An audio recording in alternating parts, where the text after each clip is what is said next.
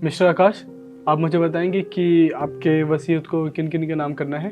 अरे किसके नाम क्या करनी है वकील साहब, मेरा बेटा है, उसी के नाम करोगे आप। अरे बेटा, तेरे 2 बच्चे हैं ना, तो ये एक के नाम कैसे? माँ, आज की डेट में कौन अपनी बेटियों के नाम अपनी प्रॉपर्टी करता है। और वैसे भी बेटी तो पराया धन होती है ना, तो अपने ससुराल में जाके अपना हिस्सा लेगी। और हम लोग किसके लिए कमाते हैं? अपने बेटे के लिए तो कमाते हैं, क्योंकि वही हमारा वंश आगे लेके जाएगा। भला हम अपनी प्रॉपर्टी अपनी बेटी के नाम करके अपने दामाद को थोड़ी ना देना चाहेंगे। ये तो माँ दहेज को बढ़ावा देने वाली बात हुई ना।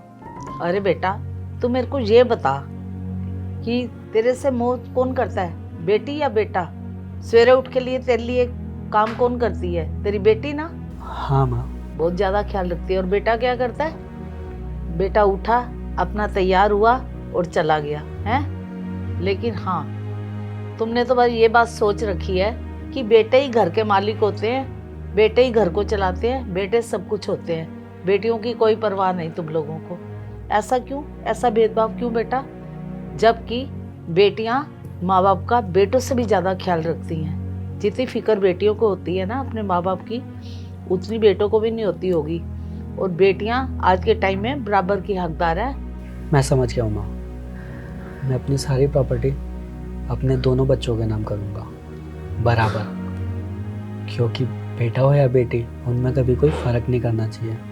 और वैसे भी बेटियां तो बाप के बहुत ज़्यादा करीब होती है ना।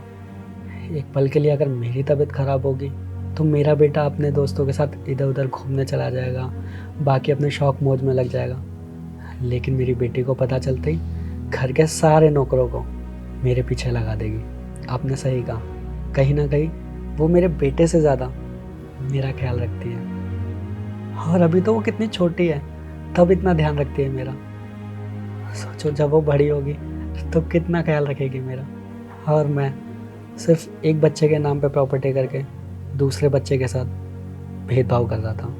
आपने सही कहा, आपने सही किया माँ, मुझे एहसास दिलाया, वरना मुझे पता ही नहीं लगता कि मैं कितना गलत कर रहा हूँ। और बेटा, तूने ना ये बात करके मेरा दिल दुखा दिया है। तू भी ना बिल्कुल अपने नाना की तरह निकला है। तेरे नाना जी ने भी सब कुछ अपने बेटों के नाम ही कर दिया था।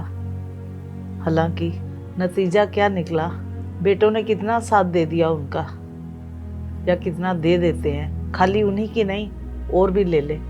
लेकिन बेटियां, अब अपने घर भी बैठी हुई ना, हमें यही ख्याल रहता है कि मेरी माँ कैसी होगी, मेरे पापा कैसे होंगे।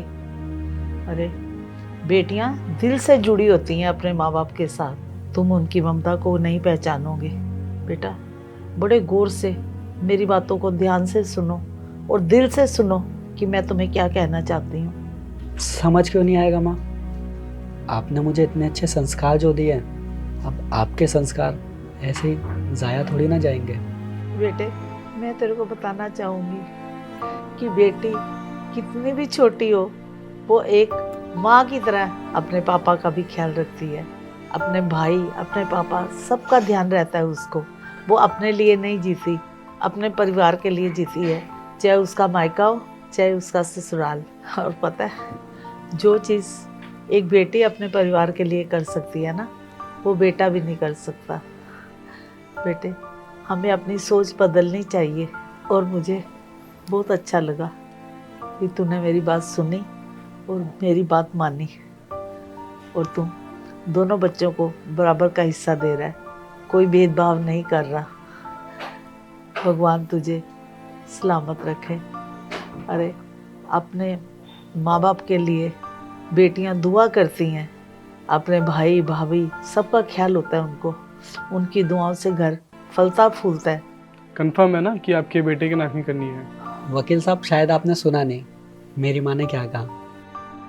मेरी सारी प्रॉपर्टी मेरे दोनों बच्चों में बराबर बटेगी, ना 1 रुपया किसी में कम, ना 1 रुपया किसी में ज़्यादा। क्योंकि मेरे लिए मेरे दोनों बच्चे मेरी जान से ज़्यादा प्यारे हैं। बेटे, खूब तरक्की करो और करोगे भी। बेटियों की दुआएं जो हैं हमारे साथ,